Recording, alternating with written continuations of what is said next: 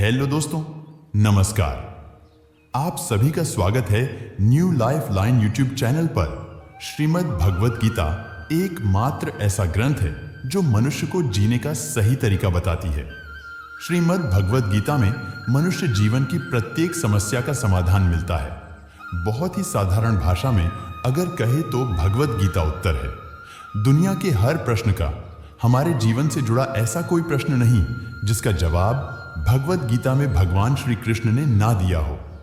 हमारे मन मस्तिष्क में कोई भी शंका हो, परेशानी हो, चिंता या किसी तरह का आवेग, किसी भी तरह की दुविधा हो, संसार के हर धर्म संकट का उत्तर है श्रीमद् भगवत गीता में। इसीलिए श्रीमद् भगवत गीता में भगवान श्री कृष्ण कहते हैं, हे अर्जुन, जो भी मनुष्य इस गीता शास्त्र का अध्ययन, श्रवण और मनन करता है वह सभी पापों से मुक्त होकर मेरे परम धाम को प्राप्त होगा।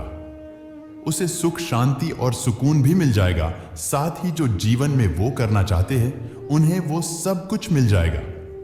मनुष्य को उसके दुखों से, परेशानियों से मुक्ति मिल जाएगी। लेकिन इस भाग भरी दिनचर्या में सबको उतना समय नहीं मिलता कि वो भगवत गीता को सुन सके और समझकर अपना जीवन सुधार सके।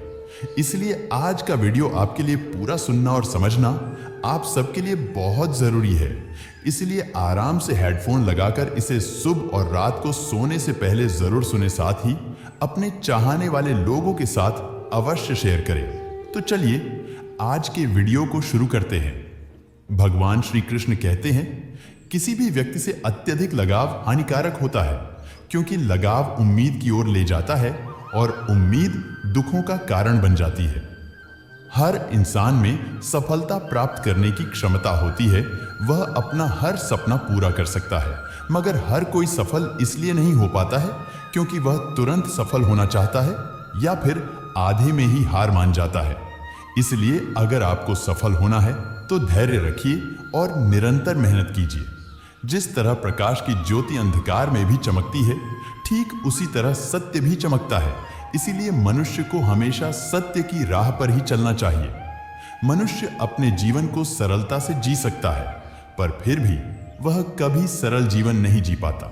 वह हमेशा चिंताओं में घिरा रहता है। वह भूत की बातों को सोचकर परेशान होता रहता है। वह मौत से डरने लगता है। वह ना तो अपने जीवन को सही तरीके से जी पाता है और ना ही मृत्यु को गले लगा पाता है।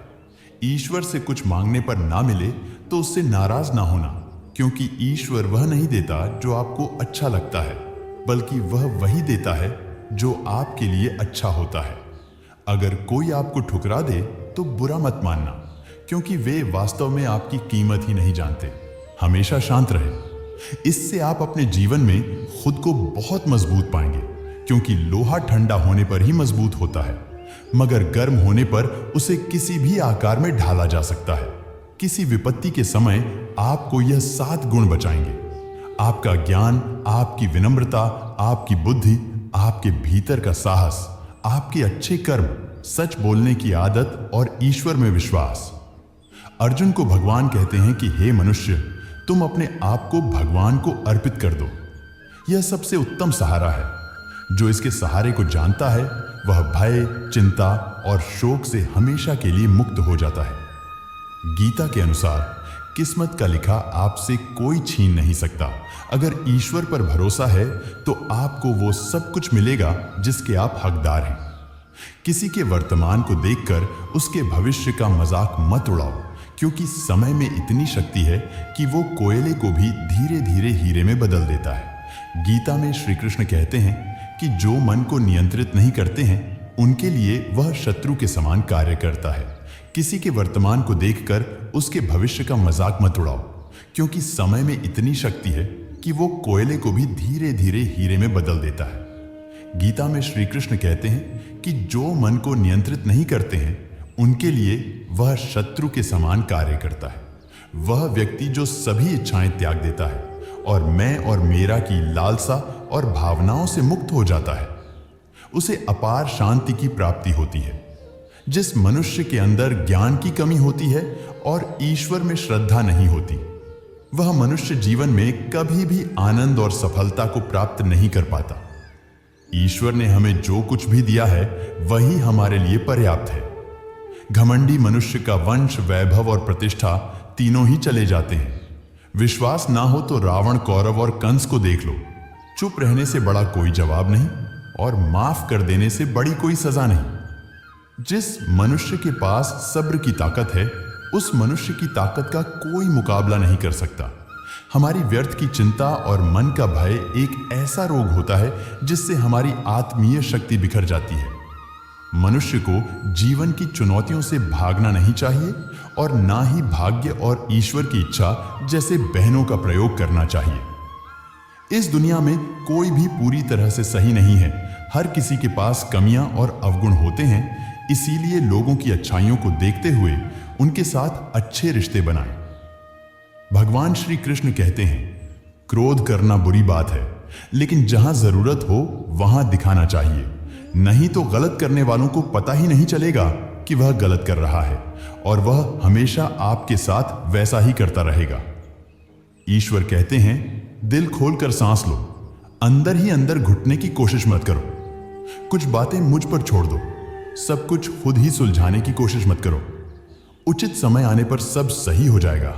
अच्छे कर्म करने के लिए सभी समय ही अच्छा होता है। कार्य को कल पर टालना या अच्छे समय का इंतजार करते रहना केवल एक धोखा है जो हम स्वयं को देते रहते हैं।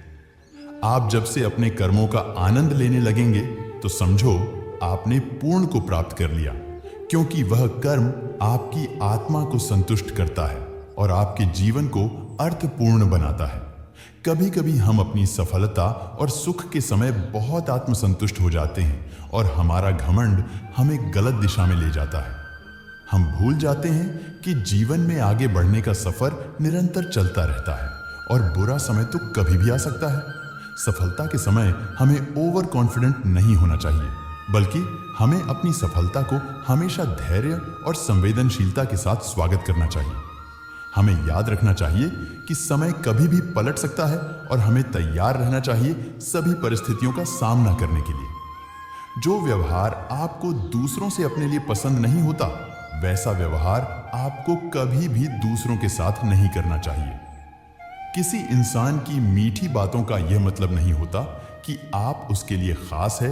कभी कभी कबूतर को खिलाने के लिए नहीं, बल्कि पकड़ने के लिए भी दाना डाला जाता है। हमारे कर्म वह फसल है जिसे हर हाल में हमें काटना ही पड़ता है। इसलिए हमेशा अच्छे बीज बोए ताकि फसल अच्छी और सुखदायक हो सके। अच्छे कर्म करते रहो, चाहे कोई तुम्हारा सम्मान करे या ना करे, क्योंकि जब करोड़ों लोग सोए रहते हैं फिर भी सूर्य का उदय होता ही है। धूप कितनी भी तेज हो, वह समुद्र को सुखा नहीं सकती, इसलिए कोई कुछ भी बोले निंदा करे। प्रेम दुनिया की सबसे खूबसूरत चीज है जिसे देखा नहीं जा सकता, छुआ नहीं जा सकता, इसे केवल महसूस किया जा सकता है, वह भी दिल से। जब परमात्मा रात को पेड़ पर बैठे पक्षियों को भी कभी गिरने नहीं देते, तो सोच वह हमें अकेला और बेसहारा कैसे छोड़ सकते हैं। धर्म से ज्यादा तो कर्म महत्वपूर्ण है, क्योंकि धर्म करके तो भगवान से मांगना पड़ता है, जबकि कर्म करने से भगवान स्वयं देते हैं। मनुष्य के लिए उस कर्ज को चुकाना मुश्किल है जो उनके माता पिता ने उन्हें बड़ा करने के लिए आजीवन संघर्ष किया है। जो हुआ वो अच्छा हुआ, जो हो रहा है वह भी अच्छा हो रहा है, जो होने वाला है वह भी अच्छा ही होगा। अपनी परिस्थितियों को हमेशा इस तरह से ही सोचना चाहिए। कर्म आपके हाथ में है, परिणाम नहीं, इसलिए कर्म पर ध्यान लगाइए और मेहनत करें। जब कभी भी आप अकेले हो तो अपने विचारों को नियंत्रण में रख। जब दोस्तों के साथ हो तो जीभ पर नियंत्रण रखें और जब गुस्से में हो तो स्वयं पर नियंत्रण रखें। श्री कृष्ण कहते हैं, मेरे लिए सभी जीव एक समान है ना, तो मुझे कोई अत्यधिक पसंद है और ना ही कम। लेकिन जो मेरी भक्ति पूरे मन से करता है, जरूरत पड़ने पर मैं हमेशा उसके काम आ जाता हूं। यदि कोई आपके बारे में बुरा सोचता तो यह उसके कर्मों में लिखा जाएगा। तुम क्यों किसी के बारे में बुरा सोचकर अपने समय पर अपने कर्मों को व्यर्थ ही खराब करते हो? क्योंकि जिस इंसान की सोच और नीयत अच्छी होती है, ईश्वर उसकी मदद किसी न किसी रूप में अवश्य करते हैं। और जब आप दूसरों के लिए अच्छा चाहते हैं तो वही अच्छी चीजें आपके जीवन में लौट आती हैं। स्वयं अकेले खड़े रहने का साहस रखो। आपके जानने वाले आपको ज्ञान तो रोज देंगे, लेकिन साथ कभी नहीं देंगे। जब आपको पता चलता है कि आपके विचार कितने शक्तिशाली हैं, उसके बाद से आप कभी भी नकारात्मक सोच नहीं रखोगे।